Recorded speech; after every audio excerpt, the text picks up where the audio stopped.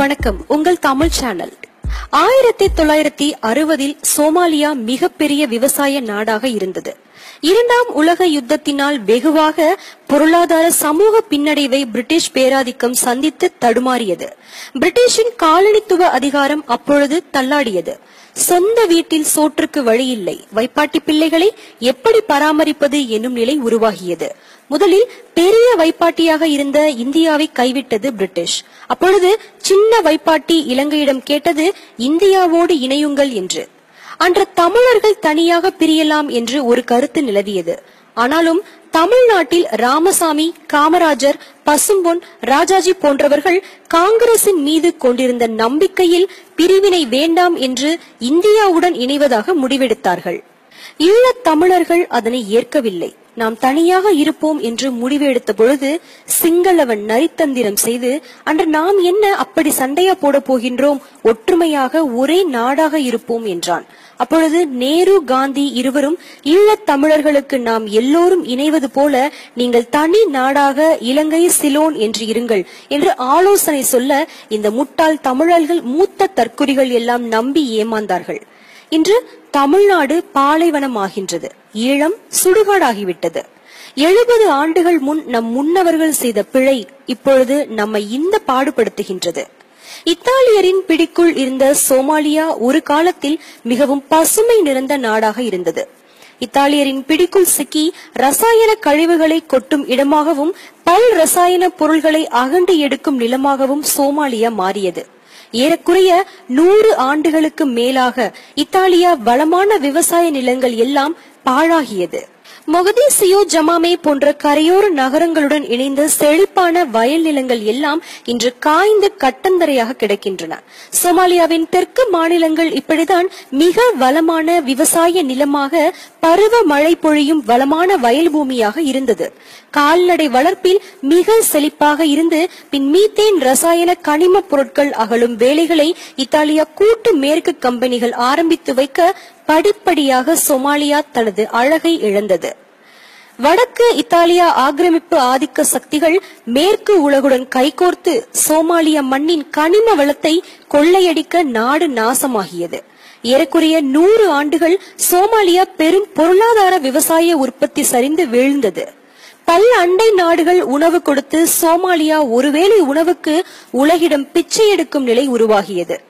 100 ஆண்டுகளுக்குள் அந்த நாடு மிக மோசமான பஞ்சம், போர், அடக்குமுறை, பெண்கள் மீதான வன்முறை என்று எல்லாமே அதிகரித்து இன்று அந்த நாடு கைவிடப்பட்ட ஒரு தேசமாக உள்ளது. சமூக சீரழிவுகளை படிப்படியாக சந்தித்து ஊட்டச்சத்து இல்லாத குழந்தைகள், தாய்மார்கள் பிறந்து இறந்து இன்று மிக குறைவான வருவாய் நாடாக சோமாலியா மாறிவிட்டது. வடக்கு மாநிலங்கள் செழிப்பாக இருக்க அதற்காக தெற்கு மாநிலங்களின் கட்டுமீறி செயல்படும் ரசாயன அகழ்வுகள் தெற்கு மாநிலங்களை பாலைவனமாக மாற்றிவிடும். இதற்கு சிறந்த உதாரணம் சோமாலியா. இன்று இந்த நிலைதான் தமிழகத்துக்கு வந்துள்ளது. நாளைய சோமாலியாவாக தமிழகத்தை மாற்றிவிட்டு அதிகார ஆதிக்க வர்க்கம் தமிழர்களை பார்த்து கைகொட்டி சிரிக்கப் போகின்றது. தமிழர்கள் விழிப்பாக இல்லாவிட்டால் வந்தவன் எல்லாம் இந்த மண்ணை ஆண்டு நம் தலையில் மண்ணை வாரி கொட்டி மூடிவிட்டு சென்று விடுவார்கள். நாளை நம் மண்ணில் நமது வருங்கால பிள்ளைகளை எதற்கும் அருகதையற்றவர்களாக ஆக்கிவிடுவார்கள். இந்தியாவின் வளர்ச்சிக்காக தமிழகம் அழியலாம் என்று முடிவு எடுத்த சில துரோகிகளும் கூட்டு களவாணிகளும் ஒன்றாக செயல்பட்டு வருகிறார்கள். கடந்த திராவிட பெரும் ஊழல் அரசுகளால் அழகாக கூவம் நதி சாக்கடையானது. வளமான நதிகளை காய்ந்த மண்ணல்லும் இடமாக மாற்றினார்கள். தமிழகத்துள் ஆறுகள் வருவதை தடுத்தால் மட்டுமே அங்கு ஆற்று படுகைகளில் உள்ள மண்ணை அள்ளி கர்நாடகா, ஆந்திரா, கேரளா மாநிலங்களில் கோபுரங்கள் அமைக்க முடியும். ஆற்றை தடுப்பதனால் தமிழனின் விவசாய நிலங்கள் பயனற்று போகும். விவசாயிகளிடம் நிலத்தை இலகுவாக அபகரிக்கலாம். அந்த நிலங்களின் கீழ் இருக்கும் மிக பெருமதியான கனிமங்களை களவாடலாம்.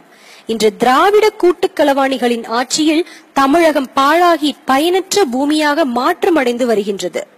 சீரான நகர கழிவு நீர் வடிகால் திட்டத்தை நடைமுறைப்படுத்தும் திறமையற்ற திராவிட அரசுகள் அழகான கூவம் நதியை சென்னையின் எழிலை பாழாக்கி தமிழர்களை சிறுமைப்படுத்தி தமிழரின் நீராதாரத்தை நிலத்தை சுரண்டலை சாக்கடையாக்கினார்கள். ஆனாலும் தமிழ் அன்னை பூமி அடிக்கடி வெள்ளப்பெருக்கெடுத்து கூவத்தின் அழுக்கை கழுவி கடலில் கலந்து விட்டாள். தமிழன் இன்னும் விழிக்காது இருந்தால் தமிழகம் பாலைவனமாக மாறுவதை தடுக்க முடியாது. என்ன செய்ய போகிறார்கள் நம் தமிழர்கள்? பணத்துக்காக அன்னை பூமியை அடமானம் வைத்துவிட்டு வடக்கில் எதிரிகளாக வாழப் போகிறார்களா, இல்லை மீட்கப் போகிறார்களா? தமிழ் இளைஞர்களே, சிந்தித்து செயல்பட வேண்டிய தருணம் இது. வாருங்கள், போராடி நம் தமிழ்நாட்டை மீட்போம். இதனை பற்றிய உங்களது மேலான கருத்துக்களை எங்களுடன் பகிர்ந்து கொள்ளலாம். மேலும் இது போன்ற செய்திகளை உடனுக்குடன் தமிழில் தெரிந்து கொள்ள யூடியூப் தமிழ் சேனலை சப்ஸ்கிரைப் செய்யுங்கள். நன்றி.